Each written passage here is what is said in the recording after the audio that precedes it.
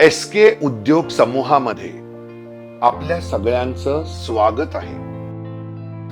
2009 साली सुरुवात झालेला हा प्रवास आज या प्रवासाला 16 वर्ष पूर्ण झाली। एका लहानशा शेड पासून सुरू झालेला हा प्रवास खूप मोठा होत चाललाय।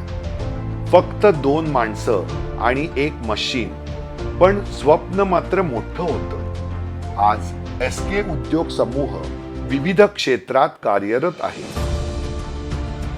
SK Coir Industries, Chhatrapati Shahu Maharaj Foundation, SK Ultrastick Colours and Chemical Industries, Shakti Urban Cooperative Credit Society Limited, Kolhapur,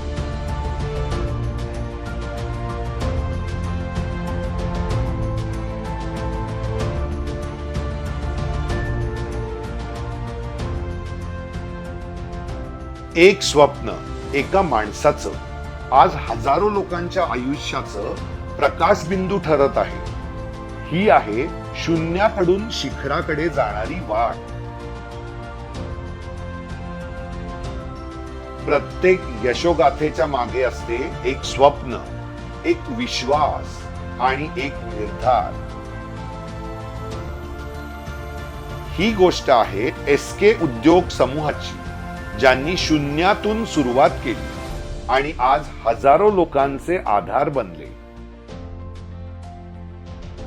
शून्याकडून शिखराकडे ही केवळ कहाणी नाही, ही प्रेरणा आहे। एका माणसाच्या स्वप्नाने हजारो आयुष्य उजळली।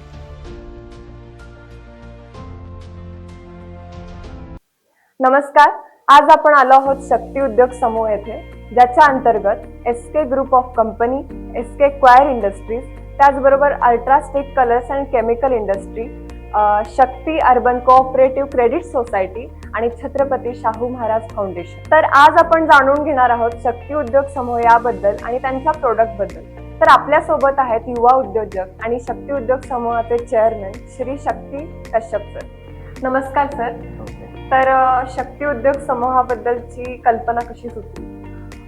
कल्पना म्हणजे 2009 सालापासून आम्ही याची सुरुवात झाली म्हणजे रोजगाराची निर्मिती कशी करायला पाहिजे ह्याच्याबद्दलचे काही हे ऐकलं होतं, कसा रोजगार निर्माण केला पाहिजे। आणि मग त्या संदर्भातच काम करत असताना आम्ही पहिलं प्रोडक्शन चालू केलं, टार्गेट कोबा कलर म्हणून। अगदी छोट्या 10 बाय 10च्या खोलीपासून सुरुवात झाली होती आणि मग तिथनं जी सुरुवात झाली 2009ला पहिलं प्रोडक्शन, तिथून पुढे एकसारखं प्रत्येक वर्षाला एक असं गेल्या 15-16 वर्षामध्ये 15+ प्रोडक्शन आमची स्वतःची झालेली आहे। आणि आता जर बघितलं तर 15+ प्रोडक्ट दिसतात। त्याच्यामध्ये काही प्रोडक्ट असे आहेत की जे अतिशय म्हणजे संपूर्ण महाराष्ट्रामध्ये विकली जात आहेत। तर अशी सुरुवात झाली, रोजगार निर्मितीसाठीची सुरुवात झाली।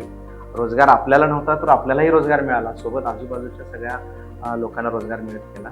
रोजगाराची संधी मिळवण्यासाठी ही निर्मिती आहे असं म्हणायला हरकत। खूप छान, म्हणजे प्रत्येकांना रोजगार सुद्धा निर्माण केला गेला आहे। तर मला पुढचा प्रश्न तुम्हाला हा विचारायचा आहे की आपल्या ह्या 15 प्रोडक्ट बद्दल काय, म्हणजे हा काय विषय आहे 15 प्रोडक्ट बद्दल?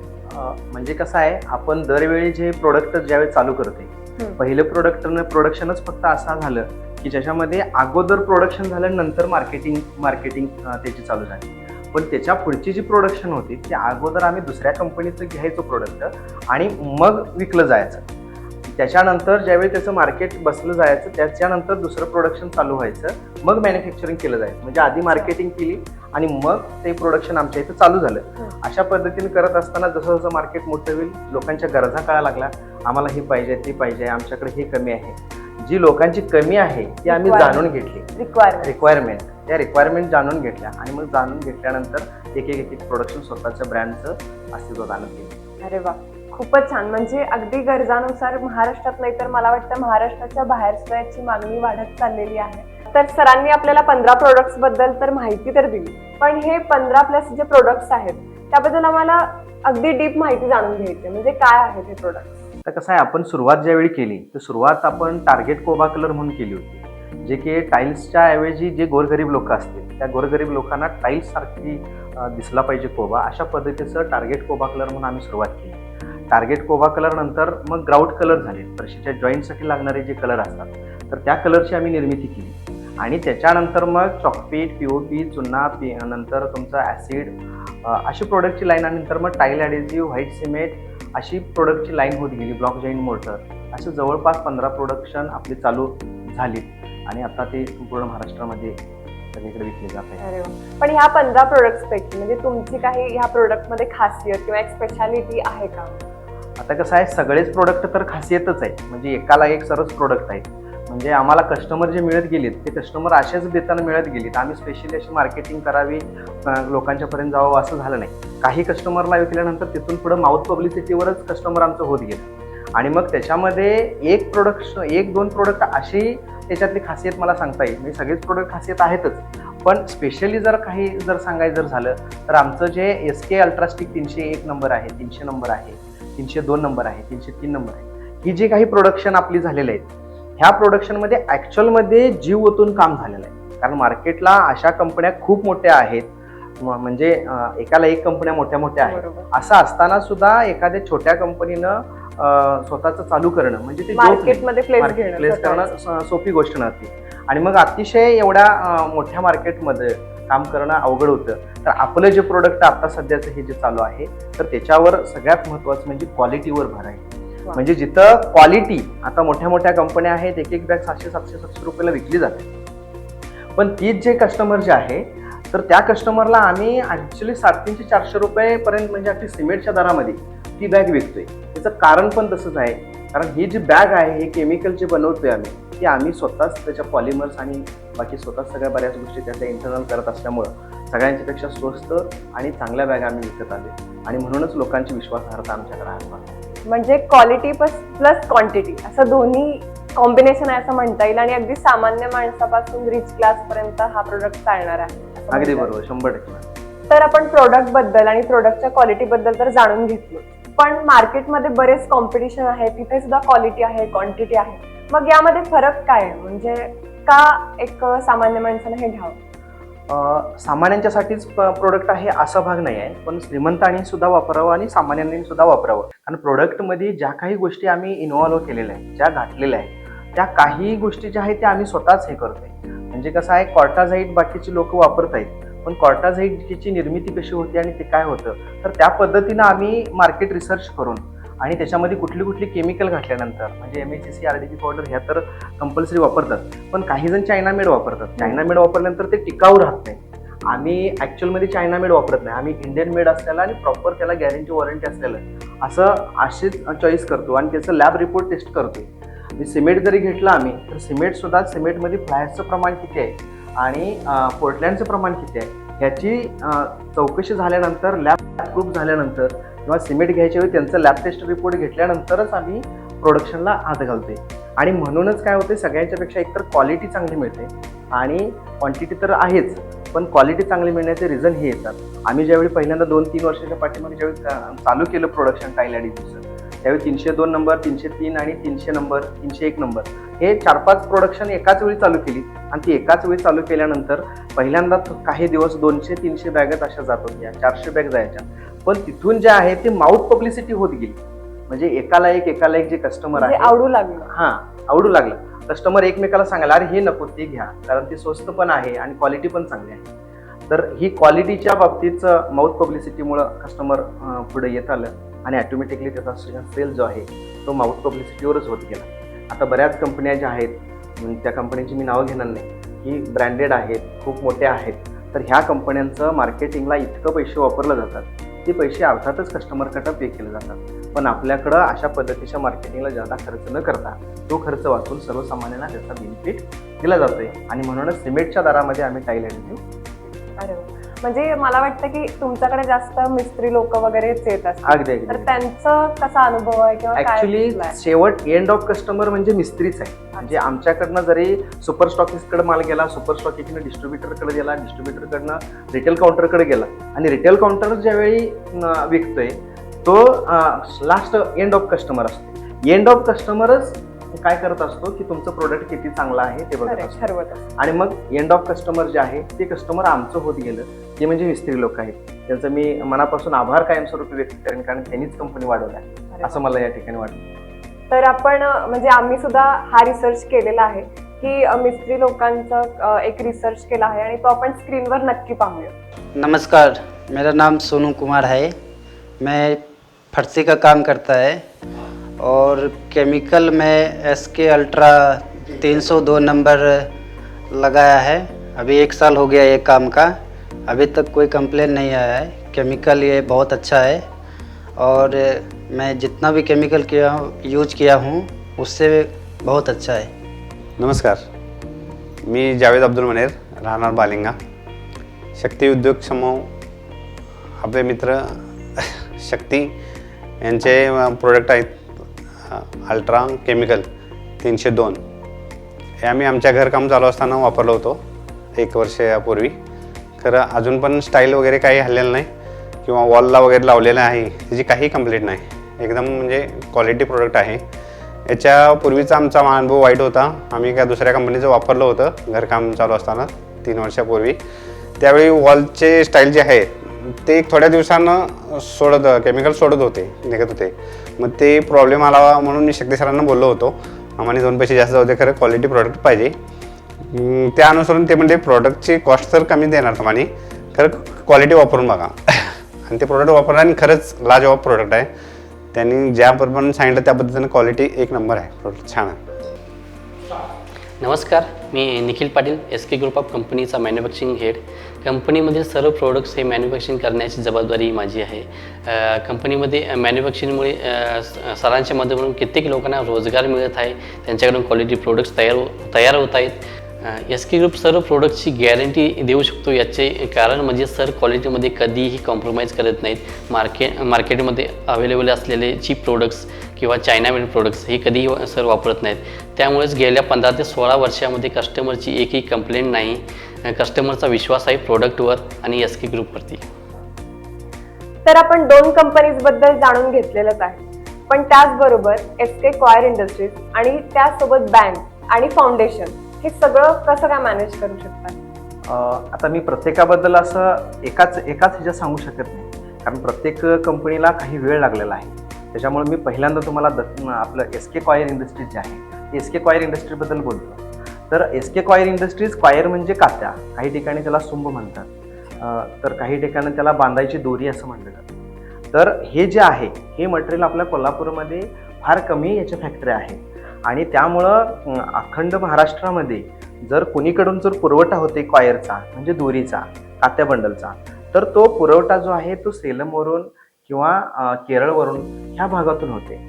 आणि ज्यावेळी तिकडच्या काहीतरी प्रॉब्लेम आल्यानंतर इकडं ज्यावेळी माल शॉर्टेज होते त्यावेळी अखंड कोल्हापुरात म्हणण्यापेक्षा महाराष्ट्रामध्ये क्वायर कुठेही मिळत नाही अशी अवस्था होती. आणि मग ह्या लोकांच्या डिमांडसाठी आणि म्हणून आम्ही पण अगोदर त्याची मार्केटिंग करत होतो. मार्केटिंग करत असताना आमच्या एक लक्षात आलं की आमच्याकडनं 1000-1200 बंडल सहज विकलं जाते.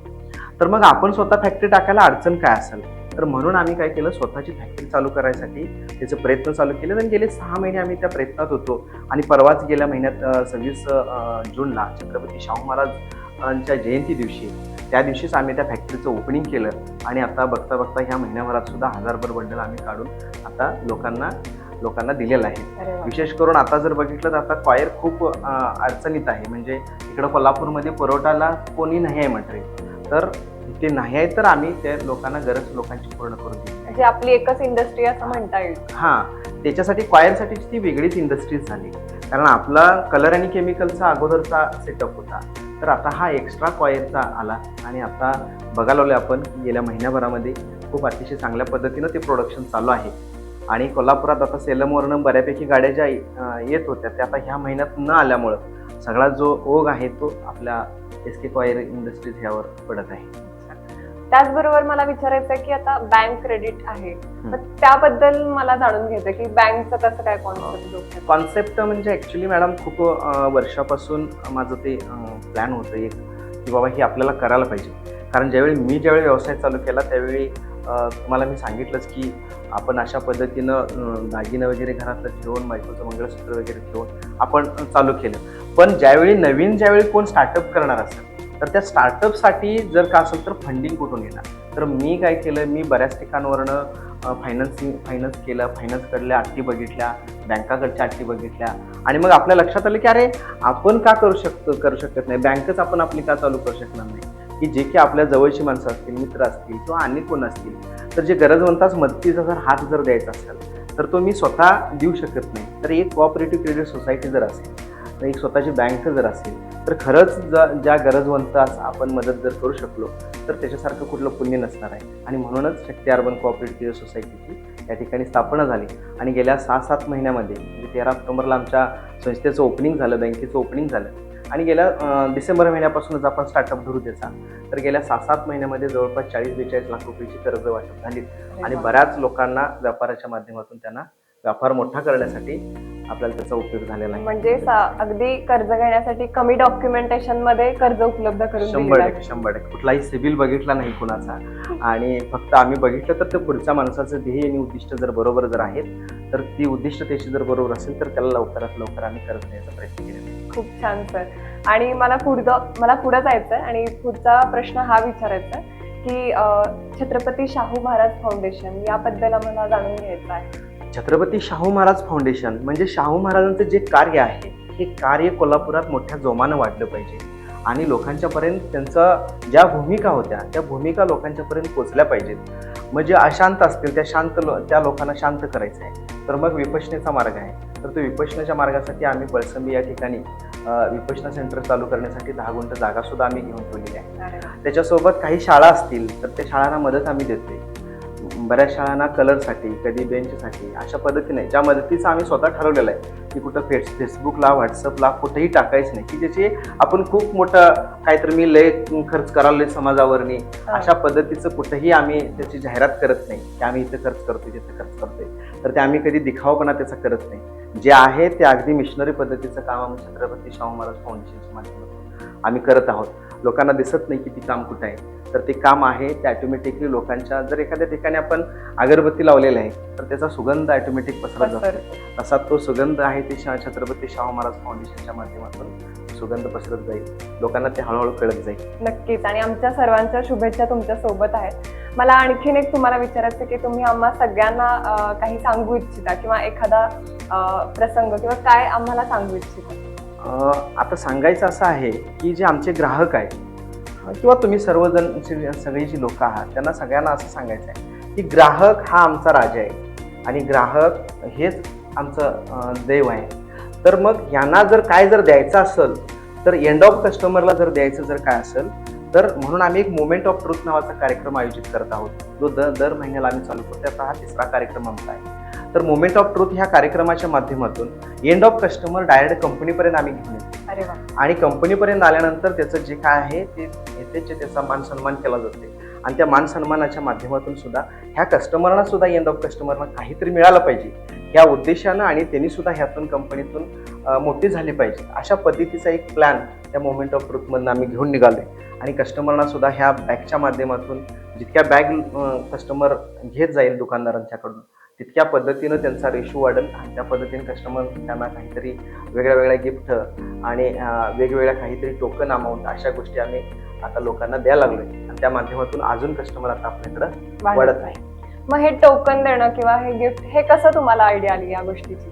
ह्या गोष्टीची आयडिया अशी आहे की कस्टमर जे एंड ऑफ कस्टमर जे असतो, शेवटचा कस्टमर जो असतो, ह्या कस्टमरची दुसरी काहीही हे नसत्या, भूमिका नसत्या की त्याला जर का आपल्याकडनं प्रोडक्ट क्वालिटी आणि क्वांटिटी जर चांगली मिळाली तर त्याच्या पलीकडं जो शेवटचा कस्टमर आहे, जो लास्टला लावत असते, चिकटवत असते, स्टिक करत असते केमिकल, तर त्या माणसाची अवस्था जी असते तो अतिशय 8-8 तास, 10-10 तास, 12-12 तास काम करत असते.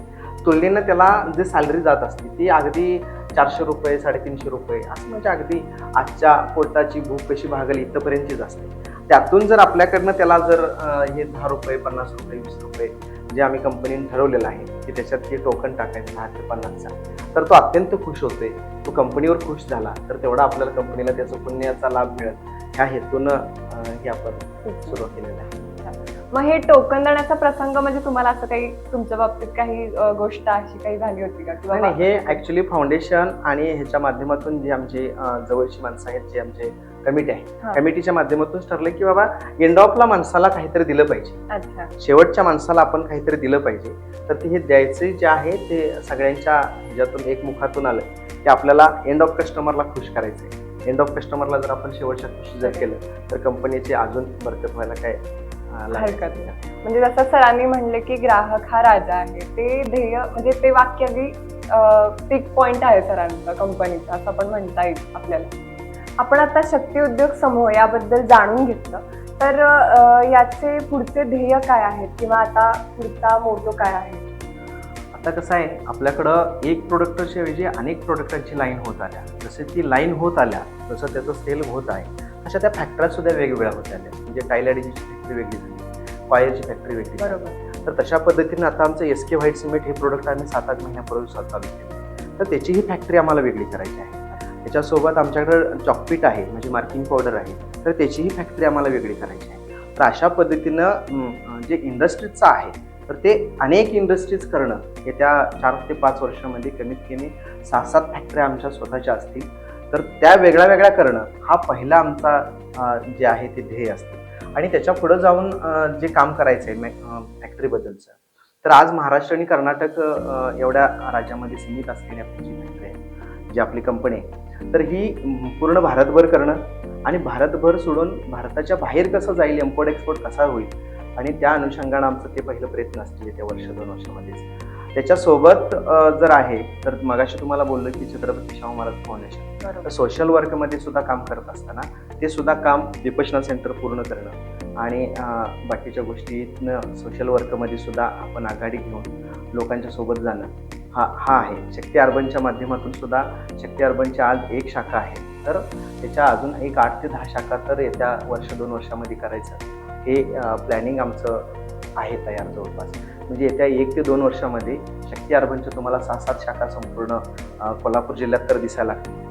त्याच्यासोबत फाउंडेशनच्या माध्यमातून सामाजिक कार्यामध्ये गोरगरीब लोकांची मदत करणं आणि अशांत लोकांना शांत करण्याचं काम या ठिकाणी फाउंडेशनच्या माध्यमातून होईल. आणि इंडस्ट्रीच्या बाबतीत बघितलं तर प्रत्येक प्रोडक्टची वेगवेगळी फॅक्टरी होईल, ह्यासाठी आम्ही पुढचं काम करत आहोत. तुमच्या पुढच्या वाटचालीसाठी खूप खूप शुभेच्छा. आणि अर्बन बँकेच्या फक्त कोल्हापुरातच नाही तर अवघ्या महाराष्ट्रात ब्रँच होत मी सदिच्छा व्यक्त करते. त्याचबरोबर तुम्ही अगदी लास्ट कस्टमरपर्यंतचा विचार केलेला आहे, त्यामुळे ह्या इंडस्ट्रीज भरपूर होतील आणि डेफिनेटली आपल्या महाराष्ट्रात नाही तर पूर्ण भारत आणि भारताच्या बाहेर सुद्धा याचा एक्सपोर्ट व्हावं ही मी सदिच्छा व्यक्त करते. आणि तुम्हाला खूप खूप शुभेच्छा देते, खूप खूप ब्लेसिंग्स देते. धन्यवाद. थँक्यू.